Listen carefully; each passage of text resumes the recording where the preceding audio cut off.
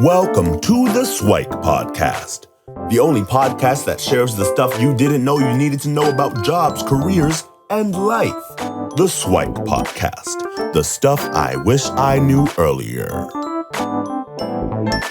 Hi, everyone, and welcome to the SIWIKE Stuff I Wish I Knew Earlier podcast. We're here with one of our new guest hosts, Lucky. How are you doing today, Lucky? I'm doing fine. Thank you so much for having me. Thank you. It's my pleasure. So it's fun to have Luki here and then Lucky on the other side. And Lucky, if you don't mind sharing a little bit about what are you up to these days? So what's keeping you busy these days? Honestly, what's keeping me busy? Definitely my 9 to 5, my work, definitely. But outside of that, I have several other things like the non-profit organization I volunteer with. And aside from that, my fantastic hobby, which is photography, that's definitely keeping me busy. And I'm so glad at how much I've grown, how much I've learned so much, and how the direction of things nowadays. Thank you so much. Yeah. Sounds good. So 9 to 5, you're a developer at one of the banks, and we'd love to kind of go back in time and rewind a little bit about what were you like as a kid? So what are some of the early fond childhood memories that you had growing up? Yeah, so our childhood memories, I mean, recently I've not thought about that in a very long time, and we grow so old and we get busy and we forget how we actually got to where we are right now. You understand? But things I remember as a child, I've always been someone who is enthusiastic about technology because I grew up in Nigeria. I grew up in a rural side of Nigeria, not the flashy one you see on the TV. You understand? I grew up in Ogun State, Songwater, and in my community, in my area, it is not a well-educated environment. You understand? Like most of the people there, though they are students, though they are schoolboy, it's not fairly educated. You understand? So I was one of the little ones. I was one of the youngest ones who actually got lucky with the technology side of things.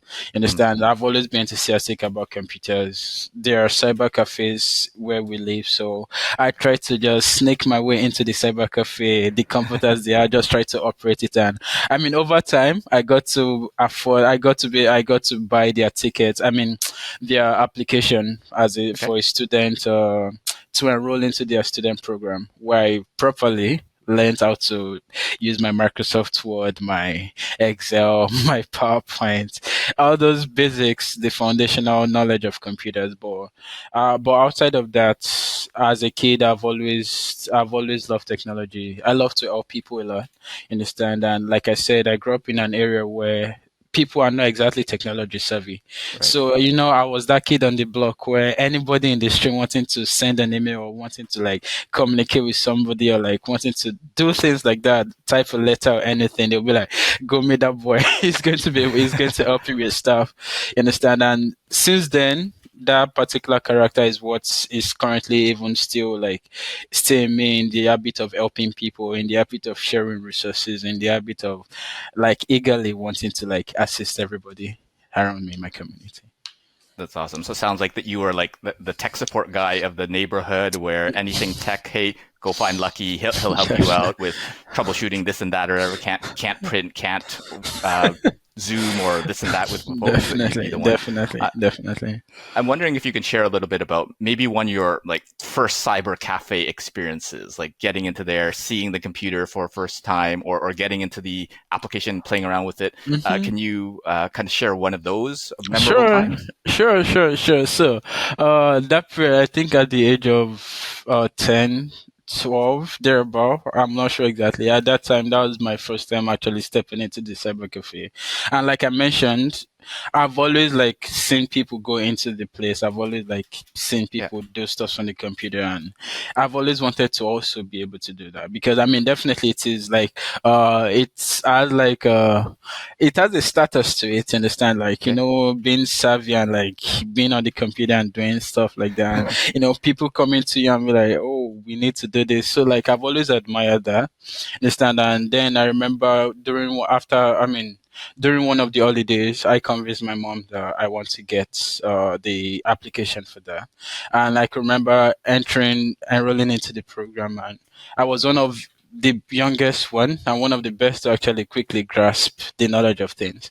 Understand? Mm, I came there, I nice. learned the basic Microsoft languages. I learned a little about graphics designing, like using Corel Draw at the time, I've forgotten the Mm, old applications then.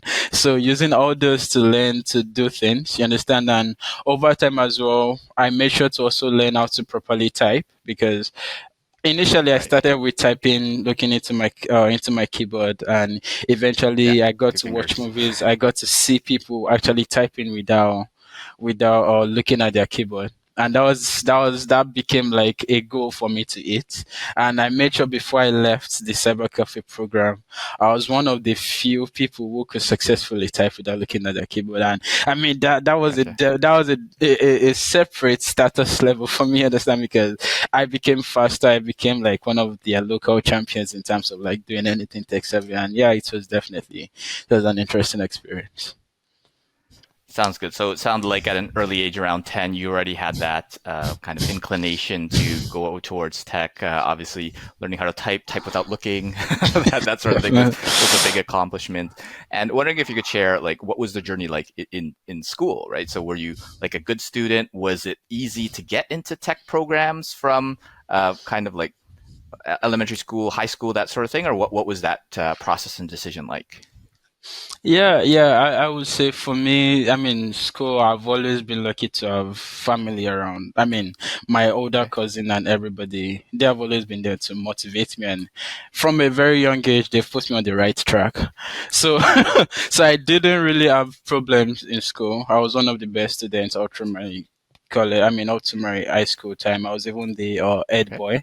In Nigeria, we have something called ed boy or ed prefect, meaning like if there's an hierarchy, you are like at Yeah. the top after the school management, like representing the student and things like that. Right. Understand? So I've always been on that pattern. Again, where technology came in, as I said, my environment wasn't exactly technology savvy, and I was one of the few uh, who truly understood technology at the time. So I was literally in charge of the school's the school's computer lab. Like, teachers come to me and be like, "Oh, we need to print some exam, we need to print some exam things. We need to print some test materials. We need to quickly type this. We need to send this across." And I was the one in Right. charge of that as a young student, helping even the school management themselves at the time, like troubleshooting and also assisting in different technological problems they had at the time. So yeah, it's been fun all through, you understand. But then in terms of academics, I was always one of the best. Like, yeah, it was nice. Yeah. Sounds good. And so it sounds like you maintained that reputation throughout school. So you were the neighborhood tech guy in school, same sort of thing. Whenever folks had any technical issues, they'd come to you. Were there any other considerations along the way? Like, I mean, typical parents might want you to become like a doctor, a lawyer, an accountant, that sort of thing. Yeah. Were they ever kind of encouraging you to go down those paths, or they realized, you know what, he's a tech guy, he's just going to continue down that path? Honestly, I was lucky not to have like parents, or like, I was lucky not to have a family who are keen on you need to become a doctor. I mean, definitely my mom into it once in a while, saying she wants one of her child to be a doctor and she wants one of her child to be a lawyer. I just look Yeah. at her, I know you're not talking to me, definitely, because I'm already inclined to technology and I can live there for saying like going back to school and studying medicine or anything like that. But then, I mean, from a very young age, I've identified that anything I want to choose my career into, I mean, it doesn't necessarily have to be a developer, which I am right now, but Right. regardless of the career path, it definitely has to tie to tech. You understand? And most especially, if not even tech itself, just my spirit of teaching others and like helping others learn new skills, helping others improve themselves, definitely has to be in my career path. So yeah. Sounds good. And around you, were there a lot of other tech folks? So it was kind of easy to bring that forward, or were you always kind of like the one and only tech guy that everybody came to in there? So what was that influence like? Yeah, so in terms of, I mean, outside the cyber cafe space, Sure. it has always been me, definitely, for most of the time. Like, I've always been like the one they come to, you understand, like not much person around me to help or like to like balance things with, you understand. But then Right. whenever I'm in the cyber cafe environment, definitely everybody's an expert at what they do. Even though some might be specialized saying they are the best in like anything, setting up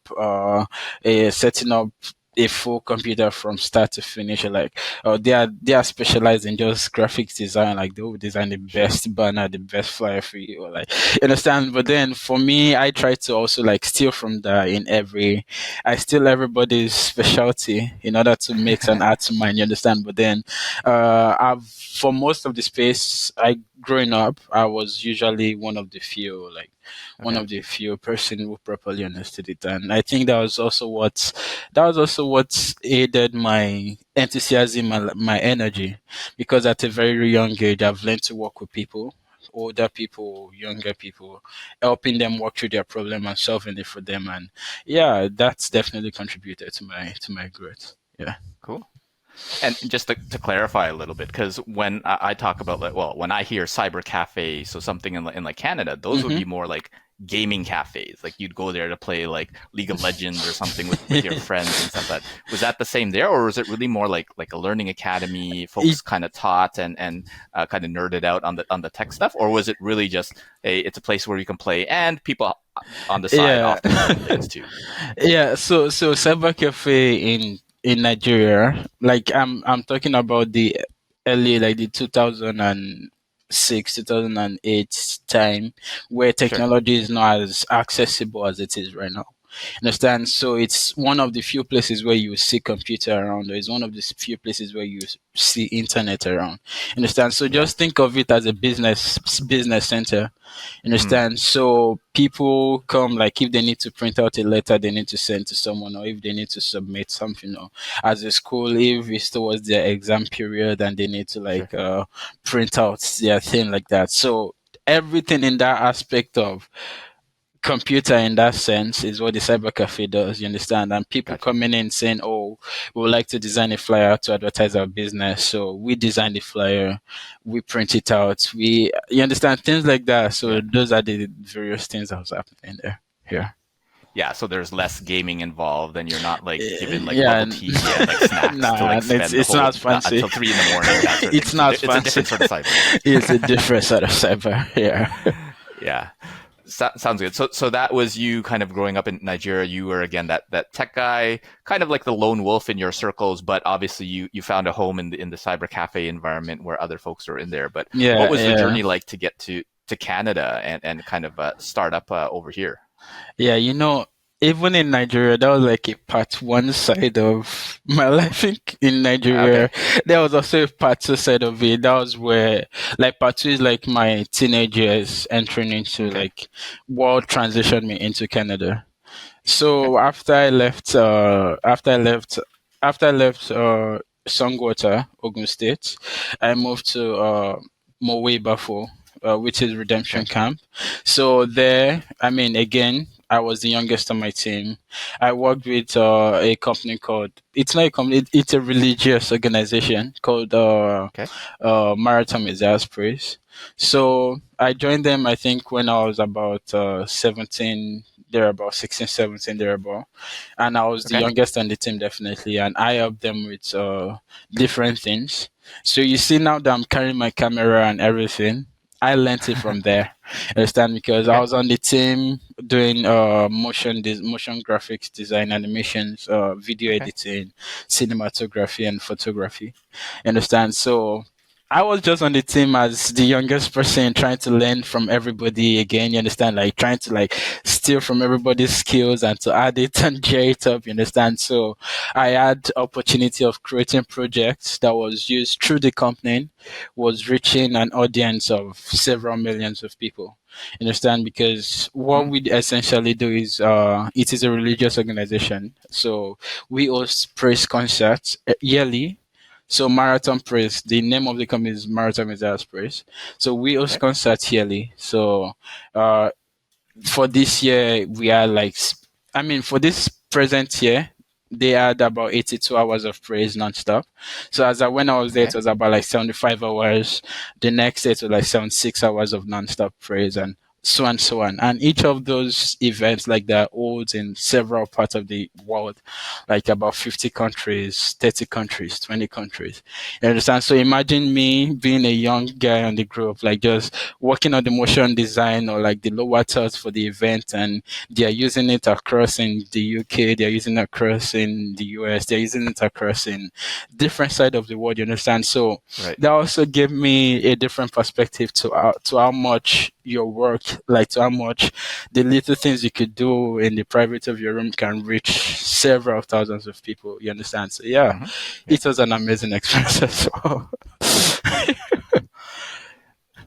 That's awesome. So what I took from that is, I mean, there's the quote, you want to be the dumbest one in the room, because if you're in the smartest one, you're in the wrong room, because being the dumbest one, you have so many people that you can learn from. And it seems like that you took that like a sponge and just kind of learned and grew and saw the opportunity in front of you. And I'm Definitely. wondering if you could share a little bit about how you translated that opportunity into kind of that move to Canada. So you talked about part one, part two. I guess, is this part three, or is there another part in between? Or? Yeah, I mean, those are the two major parts. But then my transition into Canada. So prior to that, I had family members already in Canada. So Okay. we began the process already in like 2016, about 2016. But due to some reason, like due to some stuff, I think I wasn't exactly sure. But eventually, I got to move to Canada May 2019.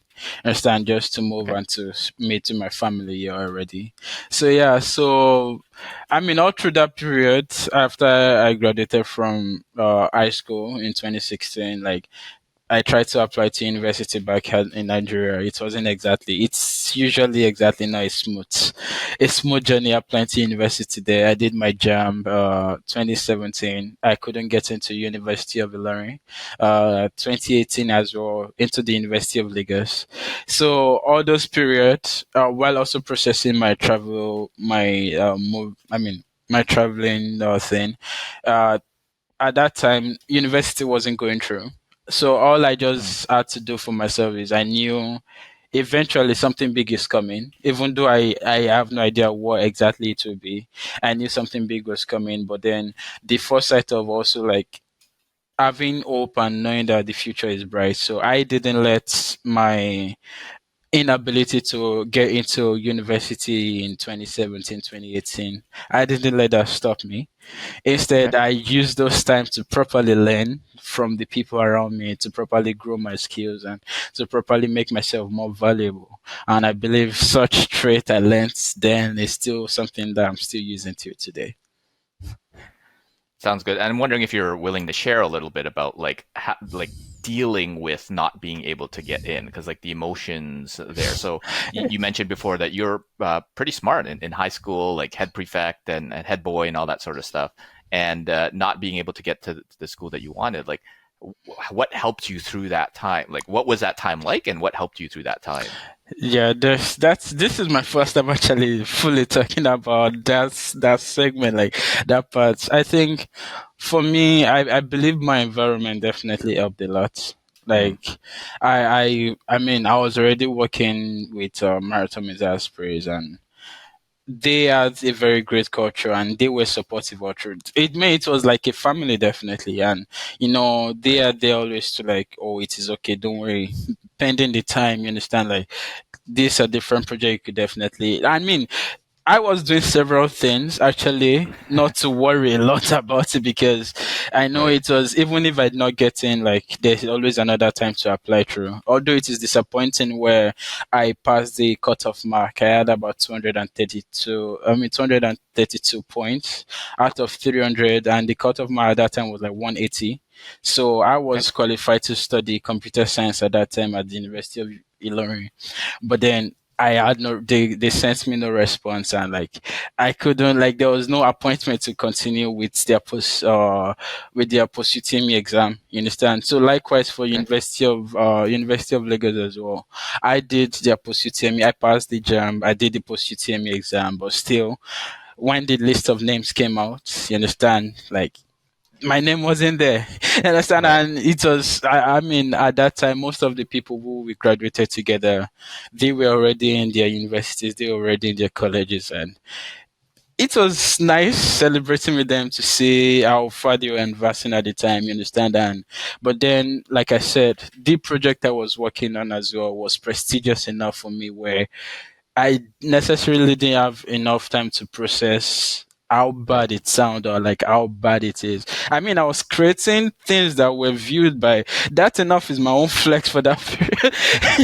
You understand? Like I was on a team with several talented individuals, and that enough was like a beacon for me. That enough was like something to actually like remind me how much potential I have, how much valuable I am, and how Yeah. big my skills can definitely go. You understand? So yeah, I Yeah. didn't necessarily have enough time to process those those emotions like that, but yeah. Sounds good. It sounds like you're almost like too busy to worry, or like you didn't Honestly, get into this thing. It's like, that's okay. My video is being watched by thousands, Ex- millions of people around the world, that sort of thing. So you mentioned that it was just like your flex, so like it didn't definitely, really definitely, really matter. definitely. Um, yeah, and I love if you continue on. So obviously you're now in Canada. So Yeah. what was that journey like? Were you always planning to go there, and you were just kind of figuring it, or was it like just on a whim you decided to go, or what was that process like? Because And obviously the paperwork took a while, yeah, but yeah, yeah. So like I said, like my family were over here already. So and I started the Mhm. process in 2019. So me living May 2019 was exactly a surprise to me. I mean, it's something I've been it was a surprise at 2016, but at 2019, not exactly a surprise at that time. I was already yeah, envisioning to be. But then like anything, you don't necessarily know what the future holds. You don't know what tomorrow yeah, is. You have no idea where things are going to go from. And I remember coming into Canada May 2019.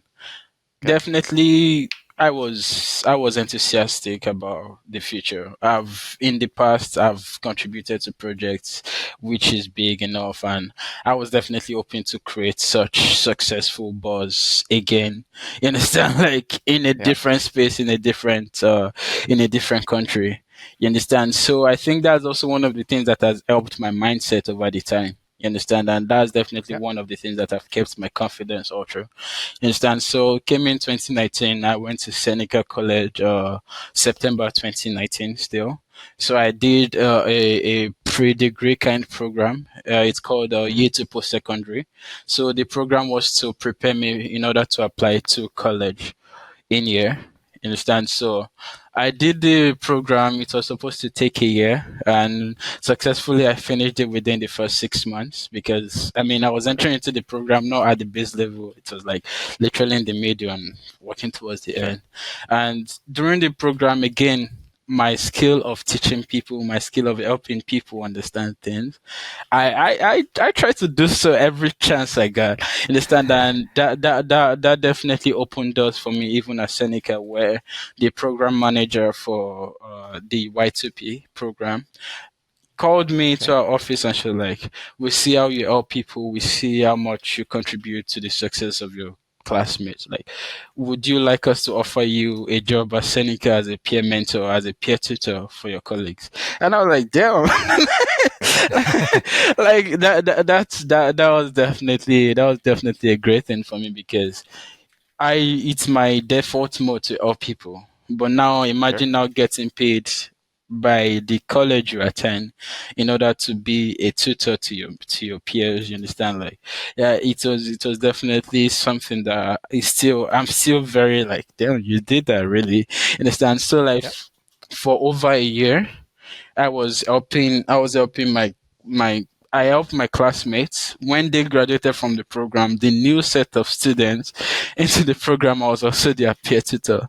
Understand? So usually then whenever I come into class, whenever I come into the campus, then it was still 2019, like toward before the pandemic. Then, I'll be in sure, class writing on the board like a proper professor, like, oh, this is how you solve this. This is how you do this. If you have any right, questions, reach out to me. Understand? And yeah, I've always loved to help people, and it was very nice for me to actually be able to do that while getting paid as Seneca. So yeah, it was nice. sure. Reminds me of the quote, the more you give, the more you receive, where Definitely. I obviously started with giving, mentoring, Mhm. teaching others, and then people acknowledged that and said, you know what, here's your time to receive. So Mhm. so getting paid as a mentor was there. Then obviously you ended up at Humber instead of Seneca. So what was that transition like? Yeah, that period, initially I wanted to go to Seneca. Okay. Like I already did a program, a Y2P program at Seneca, but then at that 2020, when I was to apply to college, September 2020, that was when I was supposed to resume college. We moved from I used to live in Toronto. We moved from Toronto to Brampton. Understand? So Okay. this is the funny reason to actually. So we moved from Toronto to Brampton, and it was not a choice. So which college do you want to attend now that you're moved? Now that you're no longer in Toronto, the campus that offers computer programming at Seneca is in Newnham. It's the Mm, Newnham campus, which is close to Markham area, and right. that's usually, even while in Toronto, is about an hour of public transit. So now that I'm in Brampton, that's almost like 2 hours to get to the Yeah. college, and Umber College was about 1 hour still, but 1 hour is definitely better than 2 hours. Understand? Right. So me choosing my college at that point was honestly based on the distance and based on how efficient would you be if you had to attend this college and if you had to attend the other. I also had the option of attending George Brown College, but it was not it wasn't necessarily really in my mind to attend George Brown. But Okay. yeah, but then prior to that as well, during this course of research, during this course of choosing, I did a great research on Umber College, and it was amazing for me to see the different alumni. Is it alumni? Yeah, different alumni from Umber College were actually doing great things in Canada, and you Okay. understand, and envisioning.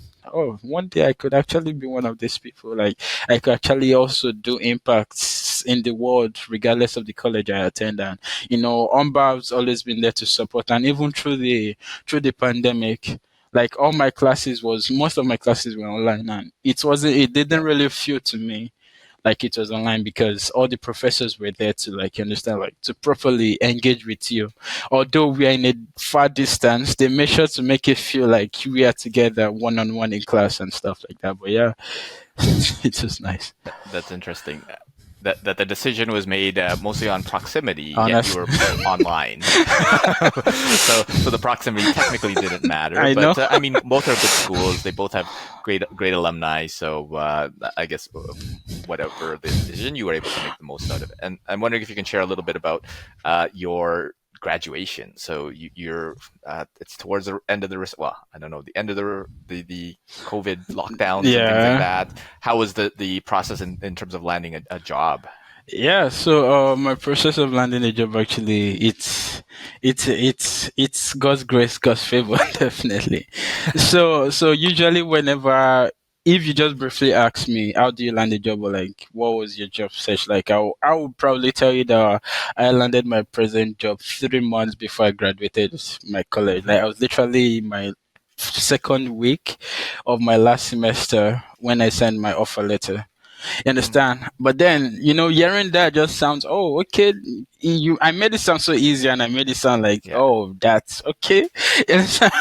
But then, prior to that, like, you'll believe that I've been applying to jobs like almost a year before I graduated at all. Like, I've been Mm, applying to different positions, and I've received unfortunately, a lot of we found a better candidate than you, or a lot of, you don't match this position and stuff like that. Understand? So one thing I've just always done whenever I receive emails like that is to learn what was faulty from that, and to try right. to adapt, understand, and to try to improve. And that's definitely what I advise everybody, like, especially as a student. Like, even though you're in your first year of program, start applying to jobs, apply like you're in your Mm, final year. The whole point of it is, it's not essentially that for you to get the job, it's essentially for you to learn, number one, the process of things, how things are done. Number two, to get first-hand experience. You understand? And what to expect when the real thing comes. right. Understand? For me, for before the BMO interview, I've already, like, done several interviews where I know if I say this particular thing, the interviewer might lose interest, or if I say these things, might not exactly sell me properly. So this is what I'm going to choose. These are the set of words I'm going to use to describe myself, or Right. this is how I'm going to describe my project, or this is how I'm going to break down how I did it. So due to several practice, due to several things, you understand, those build up, those come up, and those were definitely the things I utilized while I was interviewing for my current Rabimo. You understand, and those are what prepared me. That is what definitely allowed me to be able to land my job 3 months before graduation. Yeah. Yeah, I think that's great guidance. Where a lot of folks in college and university, they wait till, well, oh, graduation is next month. Let me start applying. Well, no. Ideally, your last term, your last year, even first year, I think is an interesting prospect because, as you mentioned, going through the process isn't necessarily to land the job. It's to realize that job searching is actually a skill, and you need to practice. You need to see what is wrong with your resume, your cover letter, what is wrong with your interview answers. And as you said, if I say this thing, the interviewer will lose interest. If I say this other thing, okay, they're a little bit more interested in what I said. So, and it becomes a skill where it almost takes a bit of muscle memory, because Definitely. the typical student will practice the night before and they may or may not be good. But if you've been doing it for the past, I don't know, 4 terms, 4 years, whatever it is, then you'll definitely improve, right? So a lot of it is developing that consistency to the process. So I think that's amazing. And obviously you're up to a bunch of great things with some of the not-for-profit work, the different entrepreneurial endeavors that you're doing, and obviously posting on LinkedIn and sharing some of the insights. And I'm wondering if we can wrap up with some of your SWIKE. I know you've shared some already, but are there a couple that you want to elaborate on or maybe further get into? Definitely. What is some of the advice you'd give to young Lucky back in the day? Maybe as you got the rejection letter, or maybe you're too busy to really process it, or any other things where you found that, you know what, I wish I knew these sort of things before. Yeah. So I think for me, one of the things I would definitely like to say, or like, is just to keep on. One of the first points is to keep on helping people.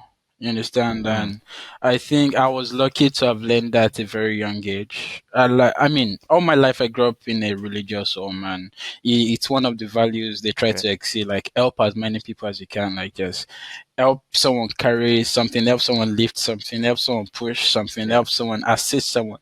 Understand? And that definitely has evolved to what it is today. So if you have any chance to help people, it doesn't necessarily have to be in the perfect setting. It could be just you being on the train and you saw someone drop something and you just reaching out to assist people. It could be as little as that. Just keep helping people, keep giving, keep volunteering. Definitely, there's greater Yeah. things to that. But outside of that as well, in terms of job search, in terms of like landing your first job, is find ways to increase your confidence, because over the years, I mean, as a developer myself, I've seen several beta developers who are very skilled, way more than I am, but then they don't have the exact confidence in order to describe, in order to explain to people how good they are. Understand? And if other people don't, if they can't trust, if they don't know how good you are at a particular thing, then there's no reason for them to give you a chance. Understand? But build their communication skills, build that confidence, build that mindset where, you know, wherever you are, you can properly introduce yourself, explain your skill, market yourself, let people know that you're the best out there. You understand? Let Yeah. them know that, let them feel your presence wherever you are. You understand? And definitely that's what I'll continue to advise myself. And I pray I still maintain this momentum. Yeah. Sounds good. So what I took from that is kind of what we shared before, where like the more you give, the more you receive. So if you give, then you're bound to receive a whole bunch. Maybe not from the exact people that you gave to, but I mean, the universe has a way of kind of helping you out. And volunteering is a great way. Plus, it's a good way of networking too, because the relationships and the people that you connect with during that time can be so helpful to you along the way. And on the job searching part, I think it's really helpful where you say to increase your confidence, right? Because as you mentioned, some developers or whatever area that you're in, there are folks that are more skilled than you. But if they can't communicate that, then that is really a big challenge to overcome, right? And part of that confidence is being able to communicate. So even practicing introducing yourself, I think, would be an interesting exercise. Maybe I don't know, on the bus, on the public transit, on the whatever, in line at the grocery store, whatever. Just say hi to someone, smile at them, and see if you can get a smile back. Even for the most shy introvert out there, you can be a little bit better, and that'll help you along the line. So thanks so much, Lucky, for sharing your story. I'm wondering if you could share a little bit about kind of future aspirations, what we can look forward to hearing from you, and if folks want to connect with you, where should they go? Definitely. So, in terms of future aspiration, I mean, I'm still a BMO. At this time, I don't have any plans exactly per se, but then I hope to grow more. I hope to continue to advance my skills. And as a person who has several skills to advance, ranging from the creative side to the technical side and every other side, I hope to grow in across all the different sides. You understand? I hope to become an icon. You understand? And I hope to definitely help inspire many more people to also grow to become an icon in their particular space. Yeah, so yeah, and in terms of reaching me, my LinkedIn is always there. So Lucky Osunbiyi and LinkedIn, and yeah, I look forward to meeting everybody. Thank you. Sounds good. And we'll share all that information in the show notes. And again, thanks, Lucky, for joining us and sharing your journey in the conversation. And hopefully we'll have you back for a future episode. Looking forward to it. Thank you. Sounds good. Thanks, Lucky. Thank you too. Thanks for joining us on the SIWIKE Stuff I Wish I Knew Earlier, the podcast. If you like the podcast, please subscribe on iTunes, Stitcher, or wherever you found this podcast. And if you can give us a review, that would be very appreciated. Feel free to contact me on LinkedIn at Lucky Danu, LUKIDANU, and the same on most social media platforms. And I look forward to hearing from you. Thanks. Bye.